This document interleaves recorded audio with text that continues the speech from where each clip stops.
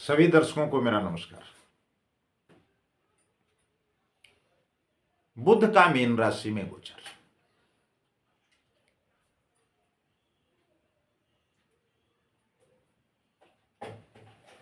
तो इस गोचर के दौरान हमारे जो कर्क राशि के जातक हैं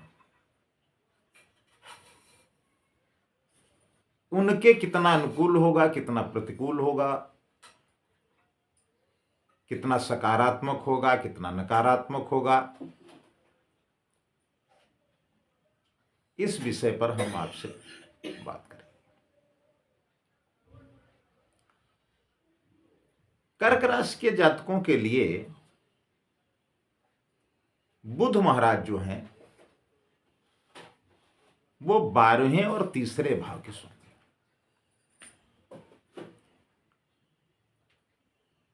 देखिए, जब हम आपसे ये बताते हैं कि बुध महाराज 12वें और तीसरे भाव के स्वामी हैं, तो यह भी आपका जानना आवश्यक हो जाता है कि तीसरा भाव क्या है और 12वां भाव क्या है।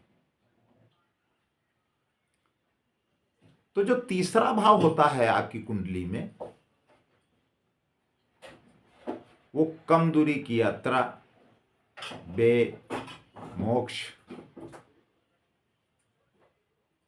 भाई बहन के भाव को दर्शाता है।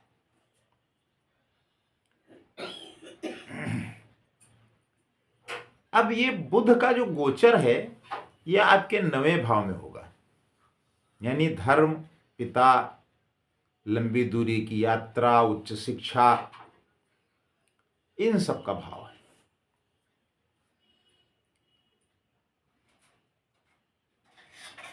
तो जब ये गोचर आपके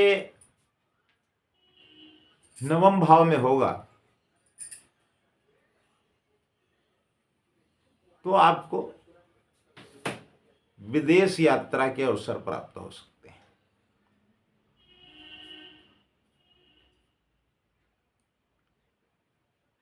और जो जातक उच्च शिक्षा प्राप्त करने का प्रयास कर रहे हैं लंबे समय से, उनको इस दौरान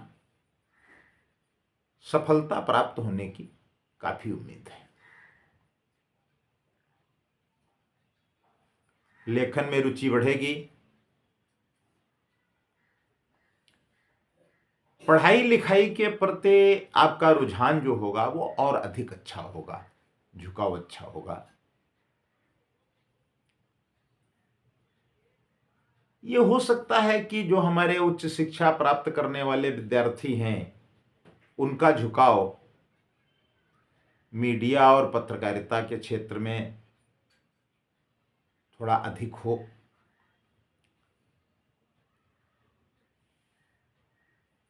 अगर हम पेशेवर मोर्चे की बात करेंगे तो करियर में बदलाव हो सकता है।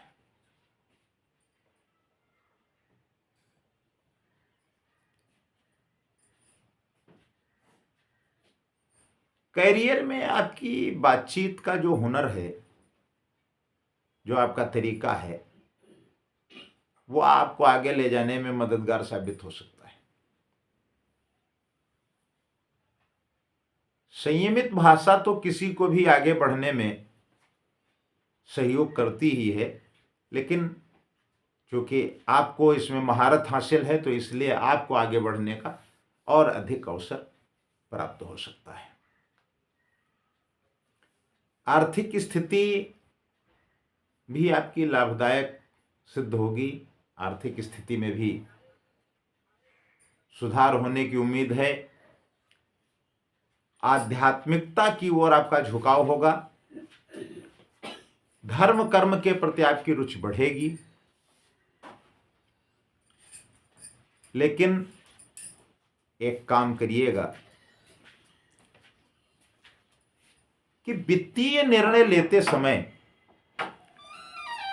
आप थोड़ा सा गंभीरता से विचार कर लें, उसके बाद में कोई निवेश का निर्णय लें।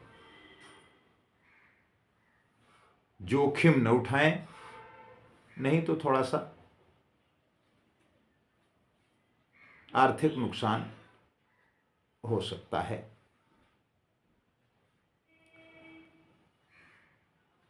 व्यक्तिगत स्थिति जो आपकी है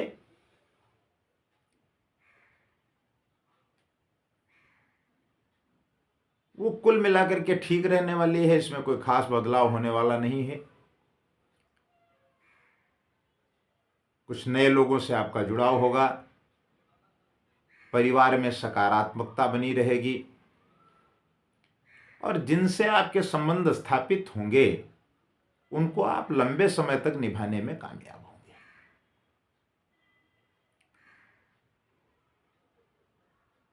थोड़ा सा अपने को नियंत्रित रखें, ध्यान योग का सहारा लें और अनावश्यक विवाद से बचें। जीवन शैली के लिए अगर आप पौष्टिक आहार और संतुलित भोजन लेते हैं तो आप जो स्वास्थ्य संबंधी दिक्कतें आने वाली हैं उनसे बच सकते हैं। और कुछ जो दिक्कतें इसमें महसूस होती हैं उनसे बचने के लिए हम आपको एक छोटा सा उपाय बताते हैं, आप करिए, आपको लाभ होगा। प्रत्येक बुधवार को पक्षियों को भीगी हुई हरी दाल खिलाएं। अब आप ये कह सकते हैं कि भाई हरी दाल मतलब हरा उड़द भी होता है और हरी मूंग भी होती है। आप इन दोनों में से किसी भी चीज़ को चुन सकते हैं और अगर ऐसा आप करते हैं तो आपको इसका लाभ मिलेगा। नमस्कार।